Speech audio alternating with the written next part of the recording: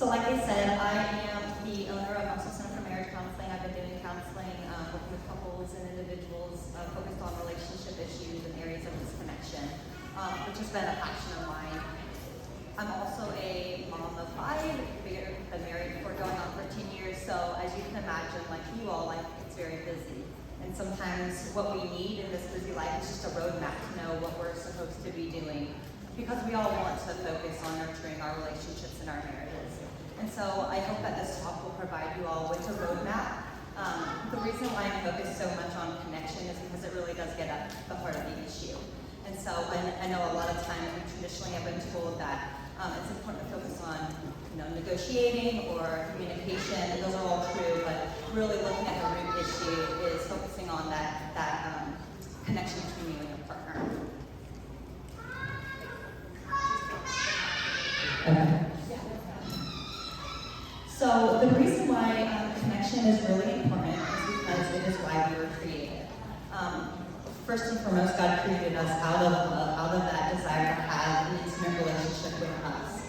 And He also provides that model then for what He hopes that we can offer ourselves in our marriages, in our family relationships, in our friendships, in our church communities. And so being able to focus on looking at that model of what our goal really is in marriages. God doesn't want us to just have a mediocre marriage. He wants us to actually have this intimate, close, connected, safe, nurturing relationship with one another, just like He desires that for us. And so He actually hardwired this need for connection, this need for to attach to love in our souls. And this becomes the survival mechanism for us to be able to endure everything that life throws at us. We know that we are not created to live in isolation, and so being able to have these connections with one another, specifically with our spouse, really does offer the safe haven for us. A lot of this is grounded in research, and so like Christine had talked before, there is this integration of faith and science. A lot of this came about in the 40s when the war was occurring, and they were sending all of these children to different funneling homes and foster hospitals, and they noticed that even though these children were being given all of their basic needs, they were being fed, they were being clothed, yet they were dying in droves. And so it's around that time that they coined the term failure to thrive, which was basically saying that there needs to be more than just having our physical needs met. There's an important component to having that loving, nurturing relationship with somebody who is safe, somebody who's supportive. And so it really did start with looking at this dynamic that they were noticing between children. And these researchers, John Bowlby and Mary Ainsler, wanted to specifically look at what type of dynamic occurred in these children when they were left in a situation where their mothers would leave the room and then return to their child. And what they identified was these children actually had a couple different ways of responding in those situations. The children who were securely attached to their mom, when mom left and returned, the child was excited to see mom, ran up, gave her a hug, and was eventually able to go back to some independent play. There's a sense of security there, knowing that, okay, I know mom's right here, and I know that I can go over here and play, and if I need anything, she's not going anywhere. That contrasts with the insecurely attached children. They responded in one of 2 ways. They would either become really anxious and clingy when mom would return, just kind of that mentality of like, how could you leave me? I don't know, I didn't know where you were. I don't know if when you leave again, you're ever gonna come back, and so I'm gonna cling and I'm gonna be right by your side. Or they would become withdrawn and shut down, almost angry, like, how could you? I can't trust you anymore. And so I'm gonna put some distance between me and you and then cut off that need for connection. The interesting part was that researchers then took that study and were able to find that that same type of dynamic occurs in adults. And so when we feel safe, it gives us confidence to reach out for support, to let people know what our needs are. We feel like we can go to those that we need, and they're going to be there for us and support our needs. But when we feel unsafe, similar to those children, we can respond in one of 2 ways. We can either become really anxious and clingy, or we can shut off that need for connection and become withdrawn and unhelpful. And so this idea of attachment theory and what I'm talking about from cradle to grave really does go against what our cultural norms say. We're told that in order to be healthy, we have to be self-sufficient, independent, pull yourself up by your bootstraps, and this simply isn't the way that we were created, and it's also not the way that science shows is actually a true definition of healthy connection and relationships. And so, similar to the examples I gave when the war was going on, Dr. Sue Johnson, founder of Emotionally Focused Therapy, and the author of Critical Connection, says, if we feed and clothe a human infant, but deprive him of emotional contact, he will die. But we have been taught to believe that adults are different. And so again, a lot of this research was pushing this truth that adults are no different than children, and that we need to rely on one another, we need to depend on each other. And this specifically can take place in our marriages. And so being able to look at how do we create this sense of safety and connection in our marriages in order to do what we're meant to be, to ultimately bring one another to heaven, but also be able to endure when life throws in all of these stressors, when we have physical pain, spiritual struggles, mental illness, different things like that, being able to lean on our spouse first and foremost. And so I won't go a lot into the research, but I'll just want to point out a few of these studies because it just speaks to what some of our past speakers were mentioning, that connection between the brain and our physical sensation and our mental health.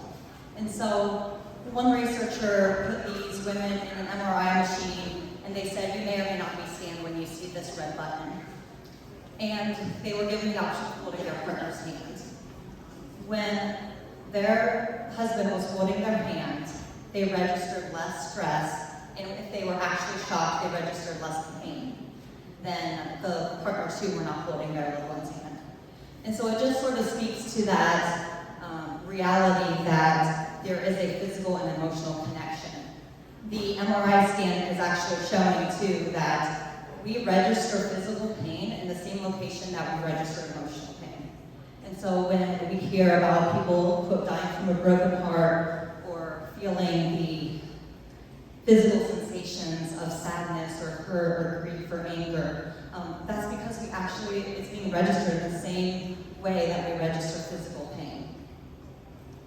Another important thing to note is that similar to just holding your partner's hand and reducing your stress and it calming like the jittery parts in your brain, being in loving connection and close physical proximity to your husband or wife, cuddling, holding hands, hugging, being intimate, actually releases oxytocin and vasopressin, which is noted as the cuddle hormone. So again, even from a hormonal perspective, there are things going on that helps bond and connect you with your spouse.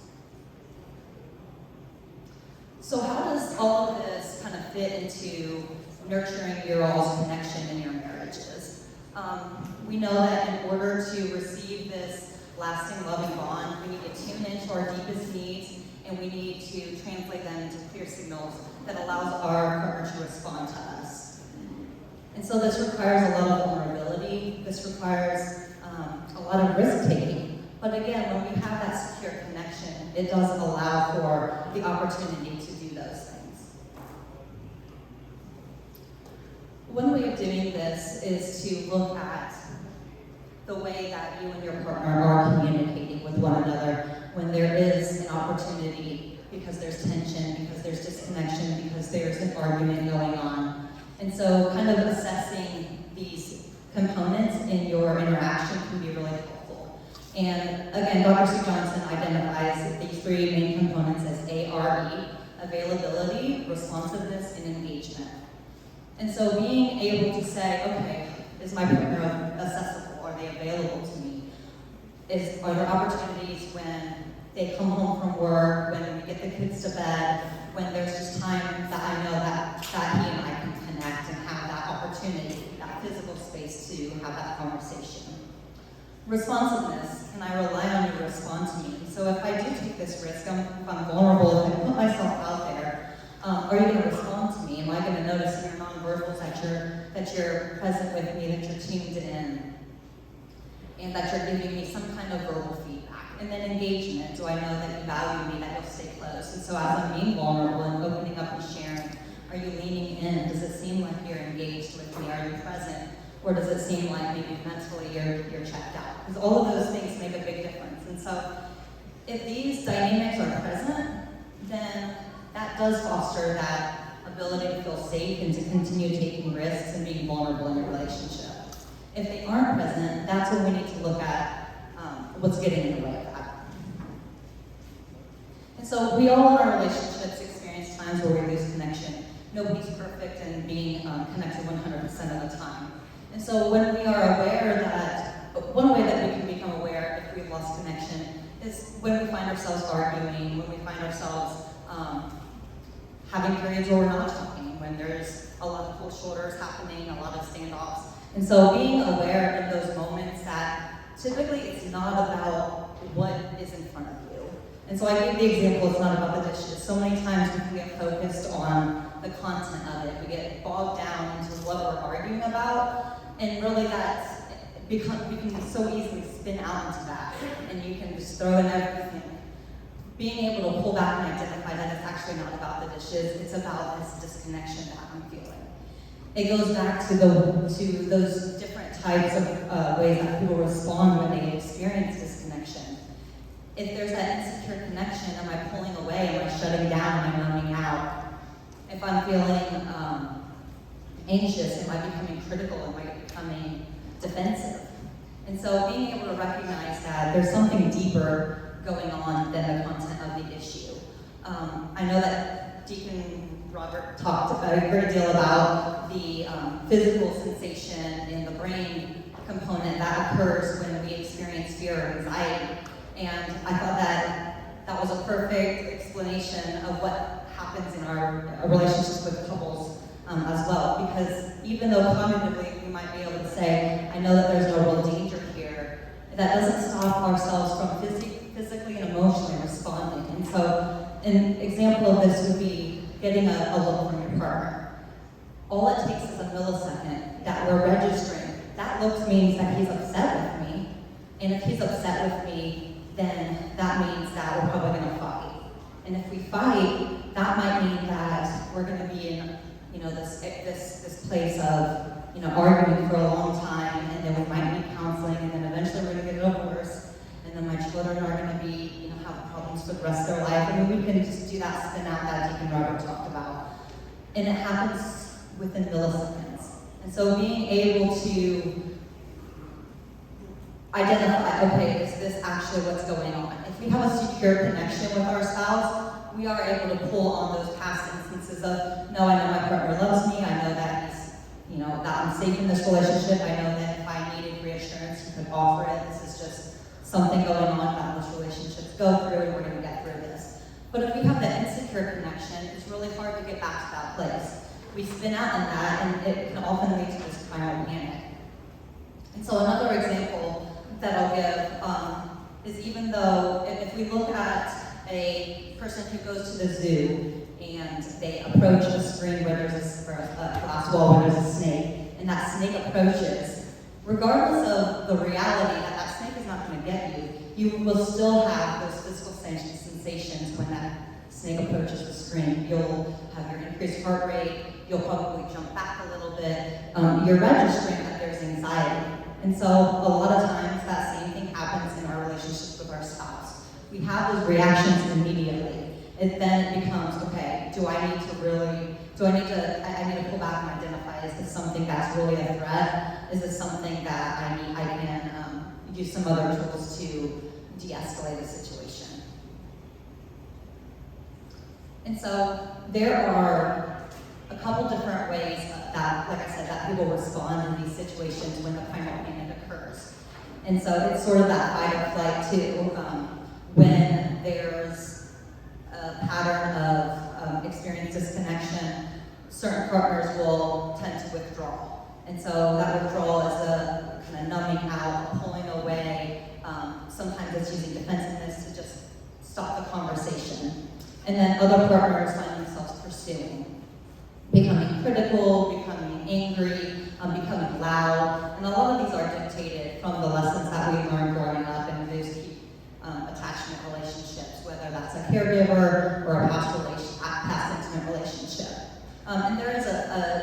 stereotype that actually holds true.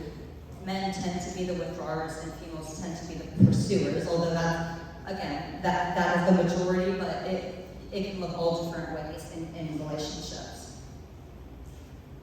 And so Sue Johnson identifies what she calls demon dialogues, which I think is really interesting, that help explain the different patterns that many couples get stuck in when they are experiencing these disconnections.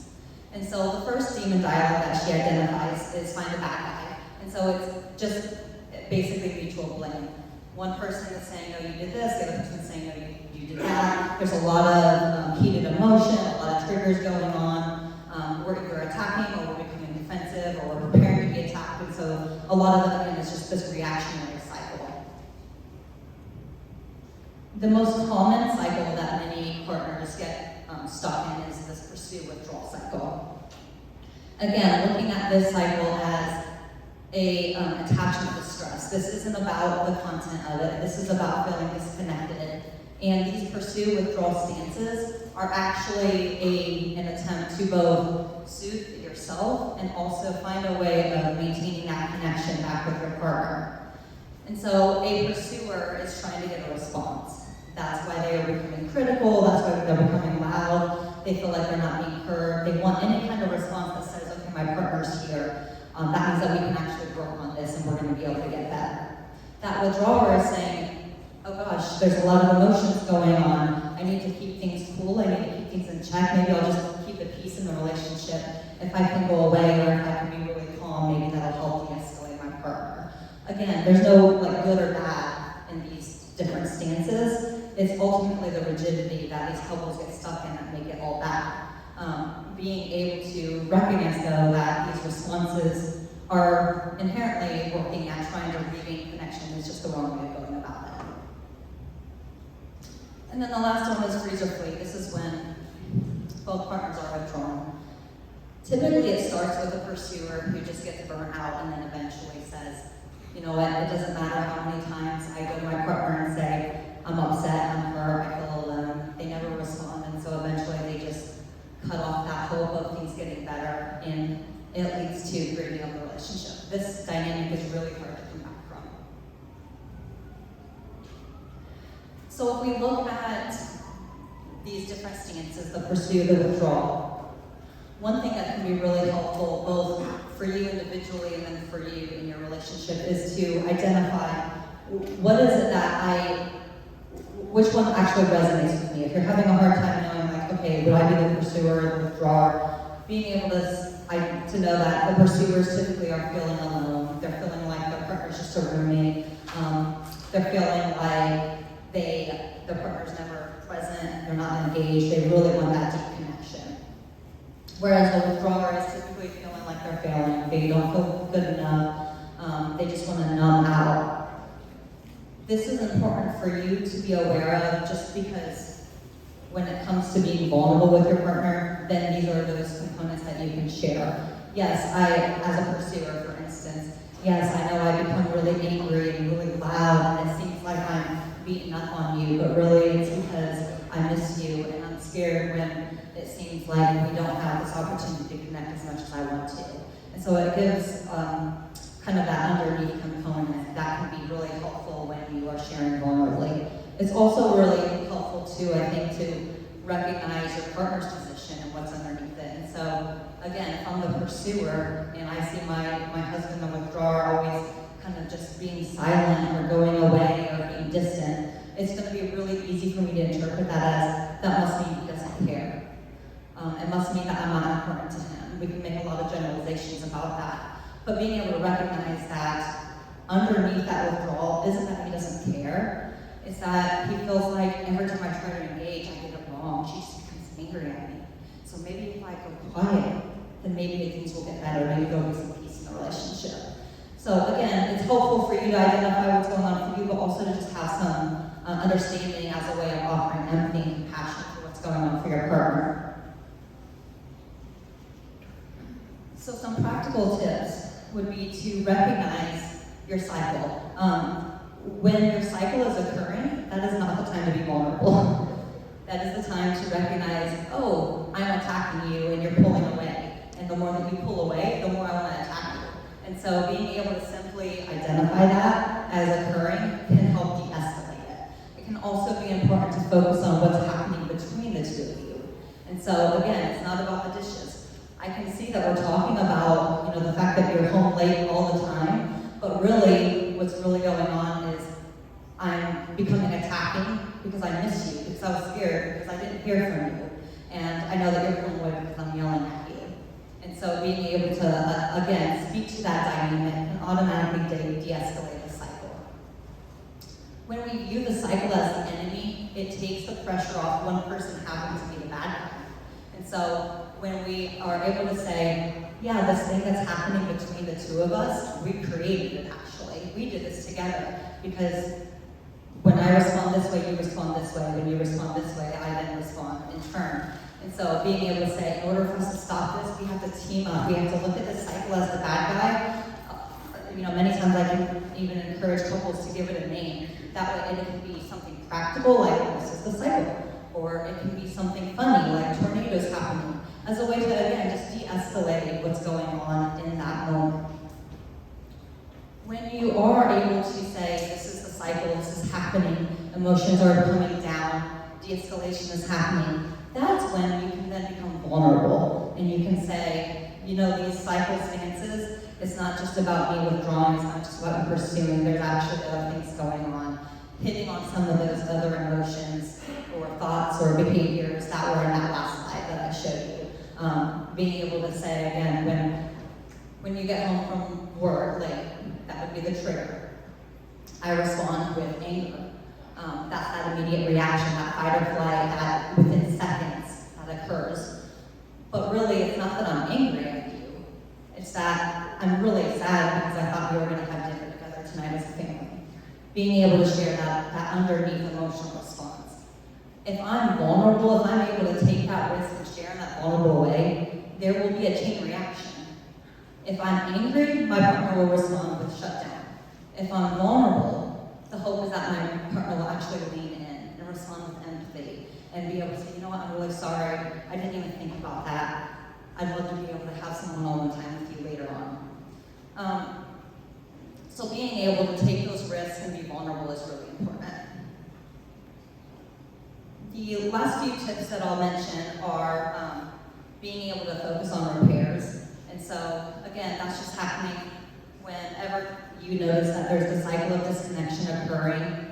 Having it can be a thing that you intentionally do, or it can be a thing that you just are aware of, that every time we get into an argument, it seems like we come back together and we sit on the couch together. And just that simple thing of coming together, noticing that as a repair. It's that thing that says, we're good. It's that thing that says, we don't need to have to hold on to this disconnection, this argument, this tension. We're in a better place now. I know that you're there for me. I know I'm not alone. I know that I'm here for you. So those things are things that occur within the states of disconnection. Bonding rituals are things that occur regularly, regardless of connection or disconnection. The goal is that if you're constantly focused on bonding rituals, you'll constantly be in a state of connection.